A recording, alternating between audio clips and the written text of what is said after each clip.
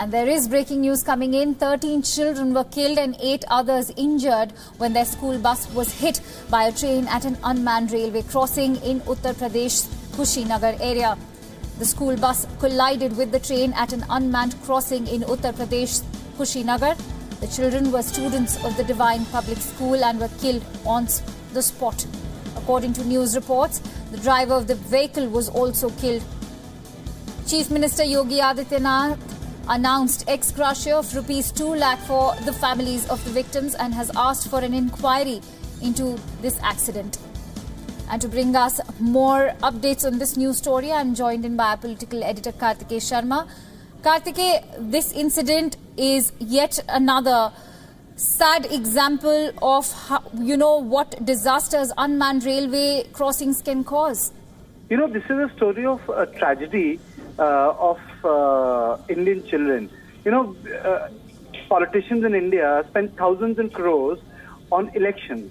But imagine we don't have funds to man our railway crossings. 11 school-going children of primary school, young children, they died because someone was trying to cross an unmanned railway crossing. It's very easy to blame it on the indiscipline of a driver.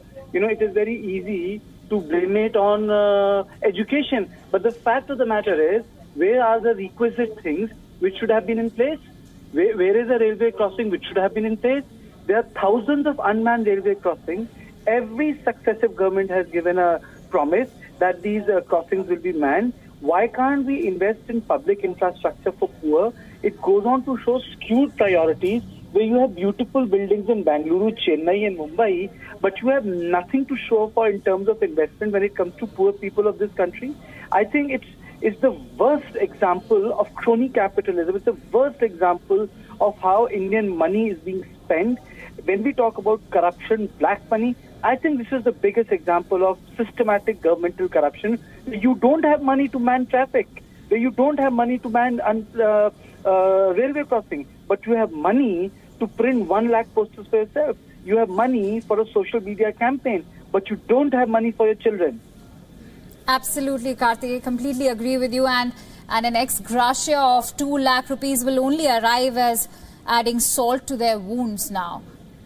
See, it's not even about ex gratia. It's about responsibility. Who is responsible for this? Who has to be responsible for children dying? Is the driver responsible? Is the fact that, the crossing was not there, is that person responsible? Was that crossing supposed to be made or not? Was it under the purview of the engineering department? Who in the railways is responsible? I'm not saying that for everything the government and the railways and every person in the job of the government of India or the state of India should be held responsible. But this is the basic which the people of this country deserve. Manned railway crossings.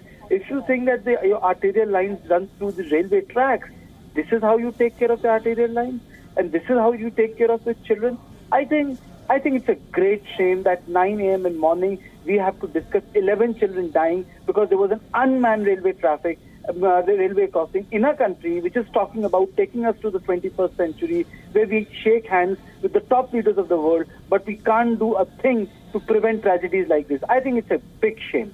It is a big shame indeed, Kartikeya. And this could just build into yet another political blame game. Unfortunately, that is the tragedy in this country, that instead of resorting to solid action, things actually culminate into political blame games.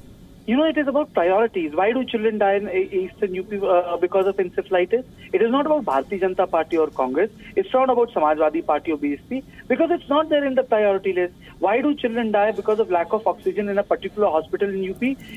From the debate on children, it became about Hindu, Muslim and a Thakur chief minister and a non-Thakur lobbies in Uttar Pradesh. So, it's like Kathua. A rape victim becomes a Muslim or a rape victim becomes a Hindu. So here, it is not about the chief minister of Uttar Pradesh or Bimaru state or, incident from Mondukes. The priority has to be clear. Where do poor need assistance? Where does public fund should go? Should it go in form of subsidy? Should it go in form of creating infrastructure? There's an old saying, do you want to give a person fish to eat every day, or do you want to teach him the art of fishing? I think that's where the dilemma of Indian state lies. And I think it ponders to the former, I would say, approach rather than latter, which is empowerment.